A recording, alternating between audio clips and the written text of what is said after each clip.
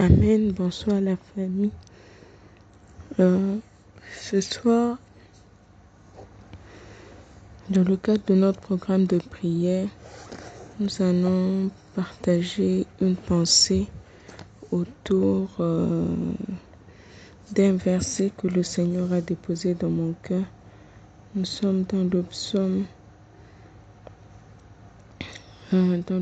63 au verset 1er. Permettez-moi de chercher dans ma Bible rapidement.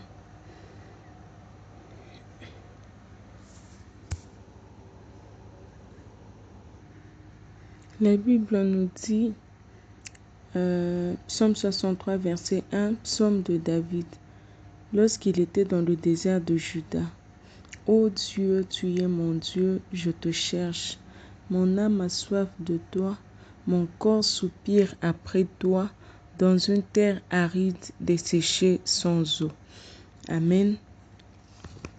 Le thème de notre exhortation est intitulé « Plus de Jésus ».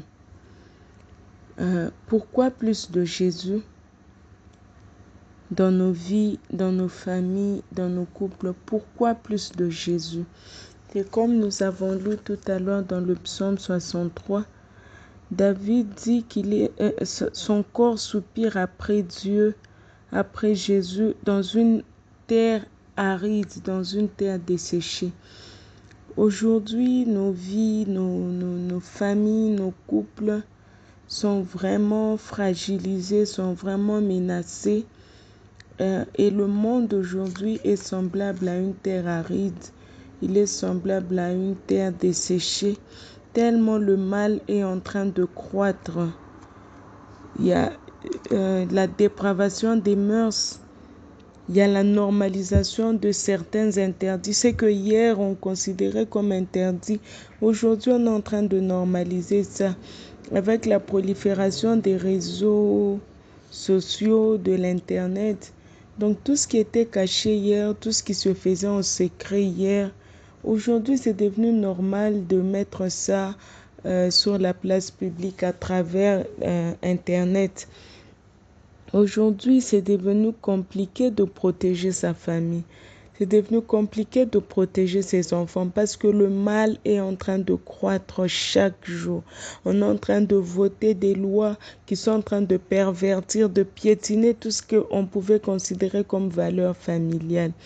Et qu'est-ce que nous sommes en train de faire? On se demande, il y a des gens qui se demandent, mais dans quelle partie du monde je vais aller me réfugier parce que le mal est partout. On fuit en Afrique, on va en Europe, on rencontre des lois compliquées. On va en Asie, on va aux États-Unis. Le mal est partout. Donc, il n'y a pas d'endroit où on peut se dire qu'on peut se sentir à l'abri. Et avec toutes ces questions, on se retrouve aujourd'hui à recourir à ce qu'on appelle les conseillers conjugaux, les coachs, les conseillers familiaux. Aujourd'hui, ce métier a pris beaucoup d'ampleur et ces gens-là se font de l'argent. Ça a pris de l'ampleur parce que ça rencontre un besoin que les gens ont. Cette soif de stabilité dans leur famille, dans leur couple, dans leur vie, alors ils vont vers des personnes qui leur offrent des services qui, selon les coachs, selon les conseillers conjugaux, les conseillers familiaux, les services qu'ils leur offrent pourront les aider à se stabiliser. Dans plusieurs églises aujourd'hui, on se retrouve avec des programmes de culte pour les familles, séminaires pour les familles. Sur les réseaux sociaux, maintenant, il y a toutes sortes de conseils qu'on donne aux conjoints en lien avec l'intimité sexuelle parce que certains pensent que c'est le secret pour stabiliser les familles. Pourquoi? Puisqu'on se rend compte qu'aujourd'hui, les bases des familles sont vraiment menacées. Les fondements des familles sont menacés. Et si la famille est menacée, la société tout entière est menacée. L'église est menacée. Et chacun est en train d'essayer de trouver une solution à sa manière. Mais toute cette agitation nous montre le besoin de sécurité que seul Jésus peut nous donner. Amen. Seul Jésus peut nous donner peut répondre à notre besoin de sécurité dans ce monde instable, dans ce monde trouble, dans ce monde insécure. Il n'y a que Jésus qui peut nous donner cette sécurité-là. Tel qu'il est écrit dans le psaume 124, verset 8, notre secours est dans le nom de l'Éternel. Ce n'est pas dans le nom d'un homme, ce n'est pas dans des pratiques des hommes. Je ne remets pas en cause le travail des conseillers conjugaux, des coachs et tout ça, mais je pense que notre repos, notre sécurité, notre secours, notre stabilité, c'est en Jésus que nous pouvons l'avoir. Et pour ça, nous devons désirer plus de Jésus dans nos vies. Nous devons aspirer à avoir plus de Jésus. Nous devons soupirer après Jésus. Que Jésus vienne, plus de Jésus dans nos familles, plus de Jésus, plus de son règne dans nos vies, plus de son règne dans nos couples. Et je crois par la puissance du nom de Jésus que nous serons en sécurité. Mais comment est-ce qu'on peut faire pour pouvoir avoir plus de Jésus dans nos vies? Je pense que la première chose que nous pouvons faire, bien-aimés dans le Seigneur, c'est d'avoir Jésus dans nos vies tel qu'il est écrit dans Jean 1. 12. À tous ceux-là qui l'ont reçu, il leur a donné le pouvoir de devenir enfants de Dieu.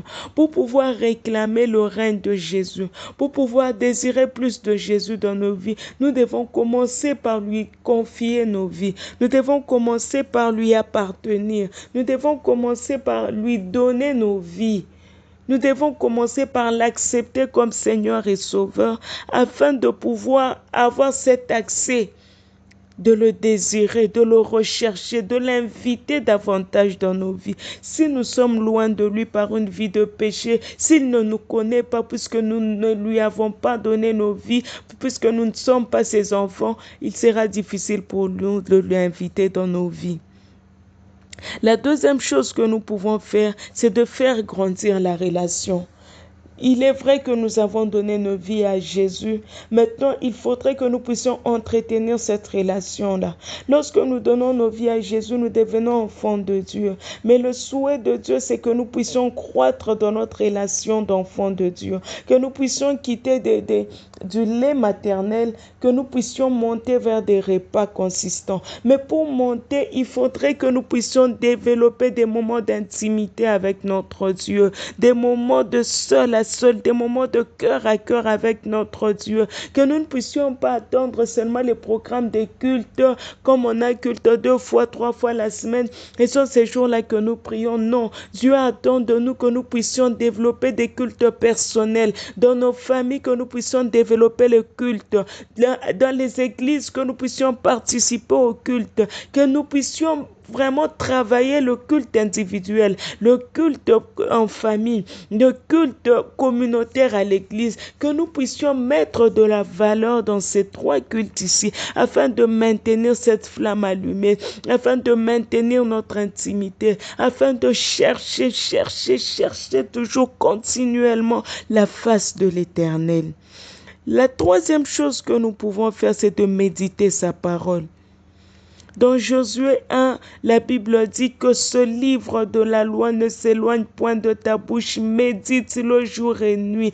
Méditons la parole de Dieu. Il y a tout dans la parole de Dieu, bien-aimé dans le Seigneur. Il y a tout dans la parole de Dieu. Il y a tout dans la parole de Dieu. Quel que soit le défi auquel nous sommes confrontés dans la société d'aujourd'hui, la parole de Dieu, elle est écrite dans la Bible. Et la Bible n'est pas un ancien livre, il reste d'actualité. La Bible reste d'actualité. Il y a des choses que nous vivons aujourd'hui, mais qui ont été prédites il y a plus de 2000 ans.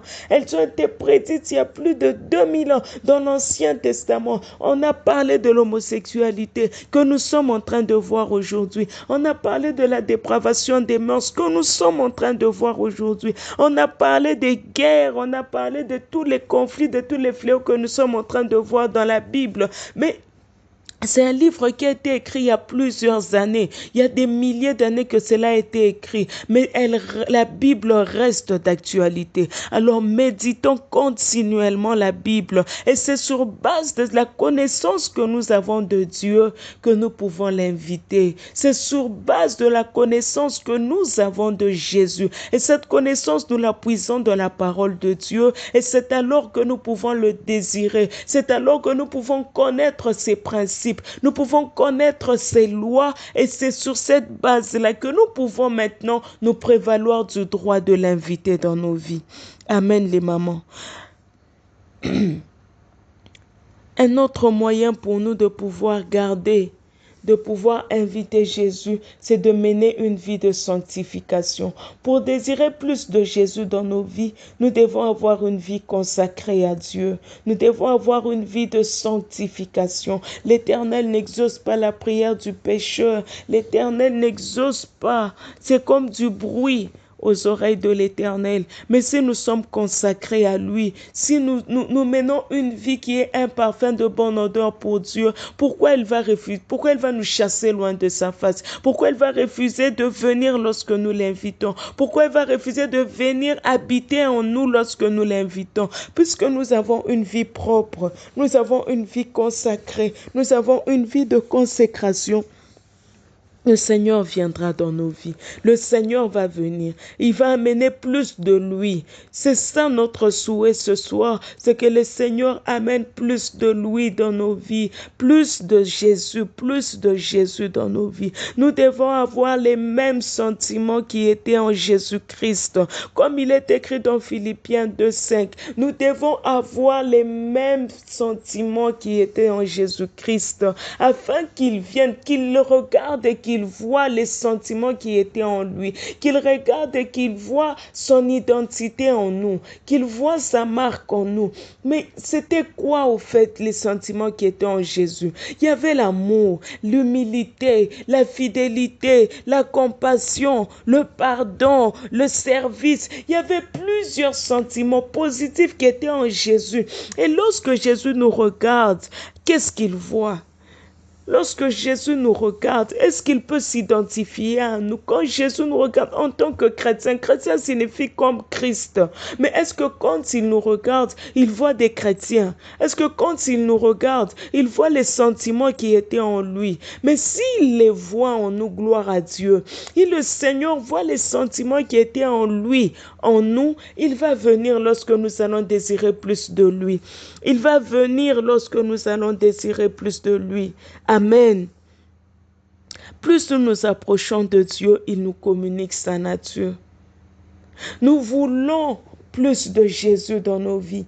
Nous avons lu en introduction le psaume 63 où David dit « Je soupire après toi ». Je soupire après toi. Nous devons soupirer après Dieu. Nous devons soupirer après notre Seigneur Jésus. Nous devons demeurer continuellement dans sa présence. Et plus nous demeurons dans sa présence, plus il nous communique sa nature. Il nous communique la nature divine, comme ça a été le cas avec Moïse dans Exode 34. Moïse est monté à la montagne. Il a passé 40 jours et 40 nuits. Il était là, dans la présence de Dieu. Il était là, dans la présence de Dieu. Notre Dieu, sa face est glorieuse. La face de notre Dieu est glorieuse. Et la Bible dit que Moïse parlait avec Dieu face à face. Lorsque Moïse est descendu de la montagne, son visage était rayonnant de gloire. Pourquoi? Puisqu'il était en contact avec Jésus-Christ. Il était en contact avec notre Dieu dont la face est glorieuse. Amen. Jésus, notre Dieu, lui a communiqué cette face, lui a communiqué cette lumière, lui a communiqué cette gloire, lui a communiqué la nature divine. Et lorsque Moïse est descendu, son visage était rayonnant. Désirons continuellement plus de Jésus. Désirons continuellement plus de présence de Jésus. Désirons continuellement plus de présence de Jésus afin qu'il puisse impacter nos vies, afin qu'il puisse nous communiquer sa nature. Et lorsque Jésus nous communique sa nature, nous ne voyons plus les choses comme tout le monde les voit. Nous ne voyons plus les choses avec les yeux humains. Nous ne comprenons pas les choses comme tout le monde est en train de les comprendre. Nous n'allons pas voir le monde comme tout le monde est en train de le voir aujourd'hui. L'agitation qu'il y a aujourd'hui, l'amour effréné de l'argent, cette peur par rapport au lendemain qui est dans les cœurs des gens, nous, elle ne va pas nous atteindre puisque l'Éternel nous aura communiqué sa nature. Il dit dans Ésaïe que nos pensées ne sont pas ses pensées. Donc la façon dont Dieu voit les choses, c'est pas de cette même manière que nous voyons les choses. D'où il est important pour nous que nous puissions désirer sa nature, que nous puissions désirer de sa nature afin que nous puissions voir les choses comme lui les voit. Amen. Que nous puissions comprendre le monde comme Dieu est en train de le comprendre. Que nous puissions comprendre les choses, les événements qui se passent dans le monde aujourd'hui comme Dieu lui est en train de le voir. Que nous puissions avoir cette lecture des choses avec les yeux divins, pas avec les yeux humains. Amen. Plus on est intime avec Dieu, plus on est proche de notre Dieu, notre relation devient un cœur à cœur. Amen. La Bible dit dans 1 Corinthiens 6, verset 17, que lorsque nous nous approchons de Dieu, nous devenons un seul esprit avec lui. Nous devenons un avec lui. C'est du cœur à cœur.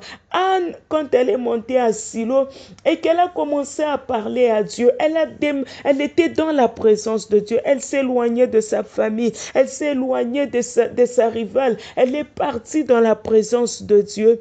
Anne ne parlait plus physiquement, c'était son cœur qui parlait à Jésus, c'était son cœur. Elle a passé un moment de cœur à cœur avec Dieu. Et lorsque nous sommes dans un cœur à cœur, on n'a pas besoin des mots. On n'a pas besoin des mots. L'Éternel comprend. L'Éternel comprend. L'Éternel entend les battements de ton cœur lorsque tu entres dans une relation de cœur à cœur avec Dieu.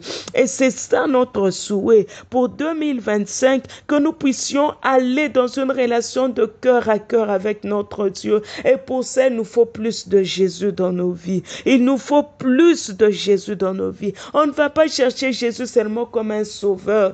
Je suis malade, Seigneur, guéris-moi. J'ai faim, Seigneur, donne-moi de la nourriture. On a chassé mes enfants à l'école, j'ai besoin de Minerval, j'ai besoin de mariage, j'ai besoin de la maternité. Non, on ne va pas chercher Jésus seulement comme sauveur, mais on va le chercher comme un ami intime. Pour 2025, prenons l'engagement de chercher Jésus, de renforcer notre relation, de développer notre relation de cœur à cœur avec Dieu. Pas seulement comme un sauveur, mais comme un ami intime, comme un époux. On va soupirer après sa présence. On va le chercher. On va chérir nos moments d'intimité. On va fixer un horaire. Et on va tout faire pour le respecter. Pour des cultes individuels d'abord. Tu dis tous les jours de 6h à 8h, de 6h à 7h juste. Je suis dans la présence de mon Dieu. Je suis au pied de mon Jésus. Je suis dans la présence de mon ami intime. Je vais parler avec mon Jésus. Je vais l'adorer. Je vais le célébrer. Je vais lui dire combien je l'aime. Tu ne vas pas d'abord demander. Tu vas dire à Jésus combien tu l'aimes. Tu déverses ton cœur d'amour dans ses bras d'amour. Nous allons développer ça en 2025. Nous allons prier pour ça, afin que 2025 soit une année de cœur à cœur avec Jésus, une année de plus de Jésus, une année de plus de Jésus. Amen, les mamans. Et cette attitude va nous conduire à mener une vie de pureté, une vie de sanctification. Lorsque nous savons que nous avons un ami intime, nous avons un intime, nous avons un rendez-vous avec lui tous les jours. Nous allons nous efforcer de mener une vie de pureté, une vie de consécration qui va nous permettre de toujours avoir accès à cet ami intime-là. La vie de péché met un frein. La vie de péché érige un mur entre nous et Jésus. Comment est-ce qu'on peut être intime avec quelqu'un pendant qu'il y a un mur de séparation entre nous? Comment est-ce qu'on peut souhaiter être intime avec Jésus alors qu'il y a un mur de séparation entre nous? Nous allons demander à Dieu par sa grâce, nous allons soupirer, nous allons demander au Saint-Esprit de nous aider à mener une vie de sanctification afin de maintenir, afin de conserver ces moments d'intimité avec Dieu et de garder plus de Jésus en nous. Lorsque nous menons une vie de sanctification, nous sommes à l'abri de l'influence du monde actuel. Nous sommes à l'abri. Nous n'allons pas nous conformer au siècle présent tel que dit la Bible. Nous allons chercher à garder notre relation. Si nous désirons plus de Jésus, si nous voulons être très intimes avec notre Jésus, nous allons tout faire pour plaire à son cœur. Nous allons tout faire pour plaire au cœur de Jésus. Et plus de Jésus, plus de son règne dans nos vies, cela va influencer nos choix en tant que conjoint, nos choix en tant que personne, nos choix en tant que parents, nos choix en tant qu'enfants, en tant que serviteurs de Dieu. Tu ne vas pas tromper ton mari, pas parce que tu as peur de ton mari, mais parce que tu ne veux pas blesser le cœur de ton mari. L'homme ne va pas tromper sa femme, pas parce qu'il a peur des conséquences sur la famille, pas parce qu'il a peur de choper une maladie, mais parce qu'il ne veut pas blesser le cœur de Jésus. Amen.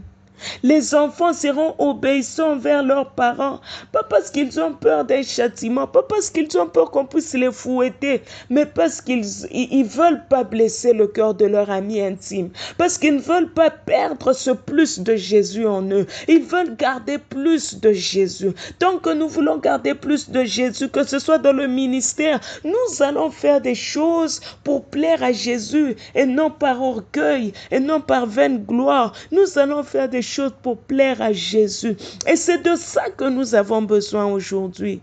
Nous avons besoin de plus de Jésus. Si aujourd'hui il y a plus de Jésus dans nos familles, plus de Jésus dans nos couples, plus de Jésus dans l'église, il y a beaucoup de choses, il y a beaucoup de catastrophes que nous voyons qui n'entreront pas dans nos familles. Ça n'entrera pas dans nos maisons.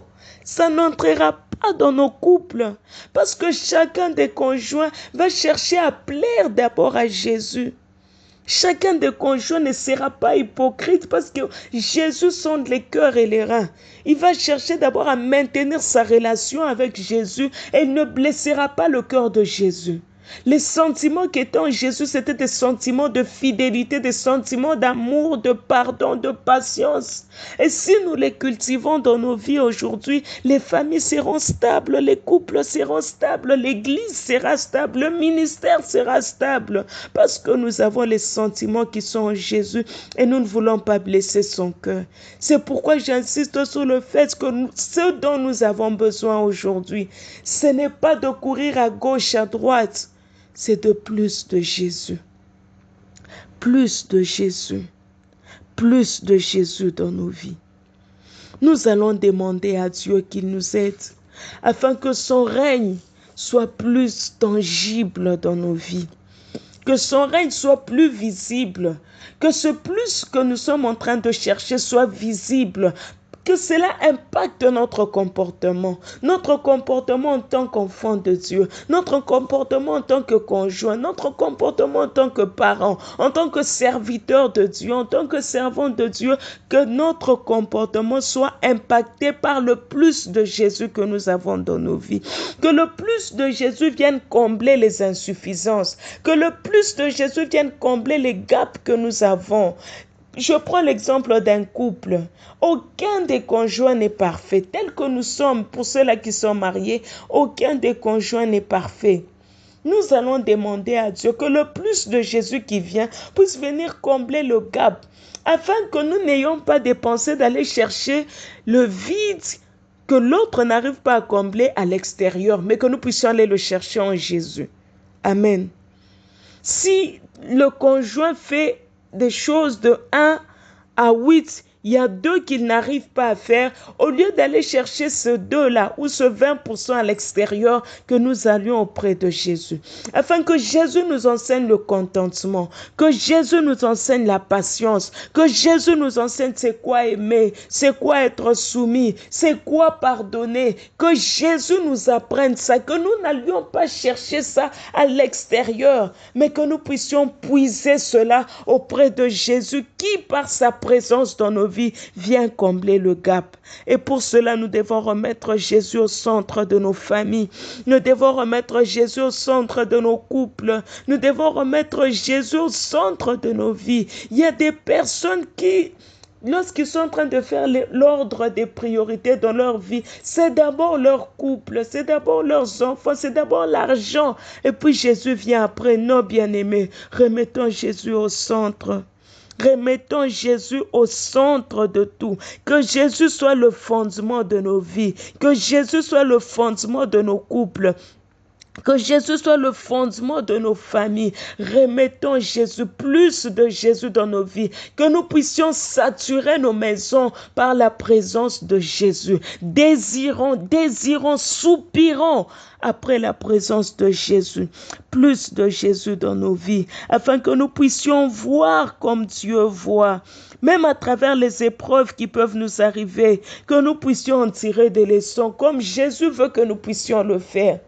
Lorsque nous lisons la parole de Dieu et que nous voyons l'histoire du fou de Gadara, pour les gens de cette ville-là, c'était un fou qu'on n'arrivait même pas à enchaîner, qu'on n'arrivait même pas à habiller. C'était un cas désespéré. Je ne sais pas quelle est la situation qui, selon les yeux des hommes dans ton foyer, dans ta famille, dans le monde, est considérée comme un cas désespéré. Mais pour Jésus, ce fou de Gadara, c'était une âme à gagner. C'était une âme à sauver. Parce qu'il ne voyait pas les choses comme les hommes étaient en train de le voir.